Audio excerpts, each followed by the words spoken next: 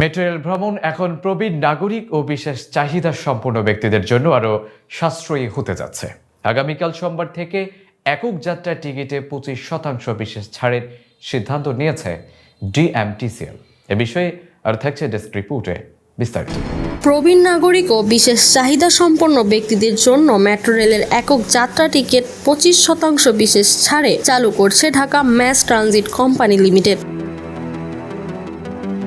আগামীকাল সোমবার 25 মে থেকেই এই সুবিধা কার্যকর হতে যাচ্ছে। ডিএমটিসিএল এর উপপ্রকল্প পরিচালক মোহাম্মদ আহসানুল্লাহ শরীফী এক সংবাদ বিজ্ঞপ্তিতে জানান, 65 বছর বা তার বেশি বয়সী সিনিয়র সিটিজেনরা জাতীয় পরিচয়পত্র প্রদর্শন করে বয়স যাচাই সাপেক্ষে এই সুবিধা পাবেন।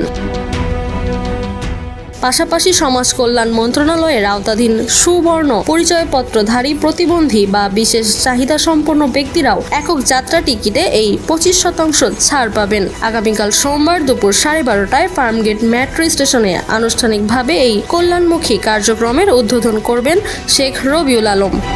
এর ফলে বিশেষ চাহিদা সম্পন্ন ও প্রবীণ নাগরিকদের যাতায়াত আরও সাশ্রয়ী হবে।